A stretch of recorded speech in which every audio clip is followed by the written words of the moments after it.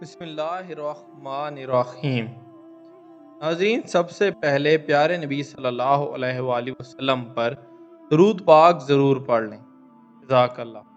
ناظرین کرام، آپ سب یہ تو جانتے ہیں کہ ہر مسلمان مرد کے لیے ختنہ کرانا کتنا ضروری ہے اور پوری دنیا کے مسلمان اس پر عمل پیرا ہو، لیکن کیا یہ جانتے ہیں کہ عورتوں کا ختنہ کرانا بھی سنت ہے؟ اور اس ویڈیو میں ہم آپ کو بتائیں گے کہ یہ رواج کیسے پڑا اور عورتوں میں ختنہ کیسے شروع ہوا۔ حضرت ابراہیم علیہ السلام کے بارے میں منقول ہے اور حضرت ابن عباس سے مروی ہے۔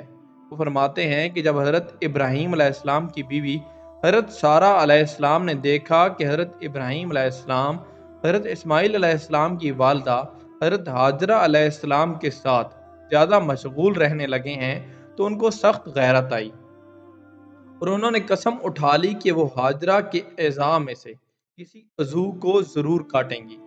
کے بعد جب حضرت حاجرہ علیہ السلام کو پہنچی تو انہوں نے زرہ پہن لی اور اس کے دامن کو بہت لمبا کر دیا۔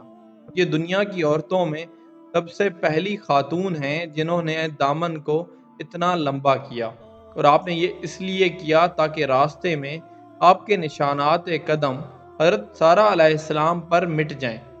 حضرت ابراہیم علیہ السلام نے فرمایا، آپ کے لیے اس راستے میں کیا بھلائی ہے؟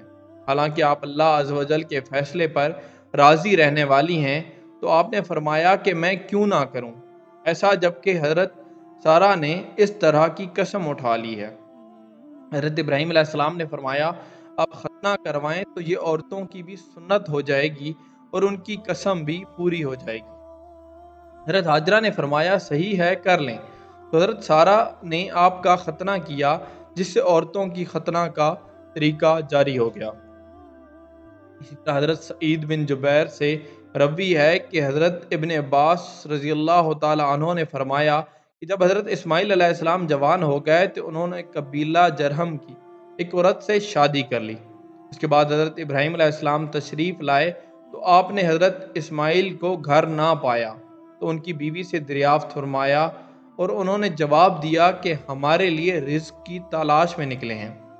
پھر آپ نے ان کی زندگی کے بارے میں سوال فرمایا تو عرض کیا، ہم بڑی تنگی اور سختی میں ہیں، اور آپ کو شکایت کی۔ تو حضرت ابراہیم نے فرمایا، جب آپ کے شوہر آ جائیں تو انہیں میرا سلام کہنا اور کہنا اپنے دروازے کی چوکھٹ تبدیل کر لیں۔ پھر جب حضرت اسماعیل علیہ السلام تشریف لائے تو بیوی نے آپ کو ساری خبر دی۔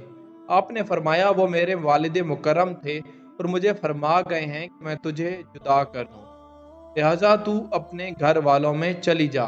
دوستو، امید ہے آپ کو یہ دلچسپ اور معلوماتی ویڈیو ضرور پسند آئی ہوگی۔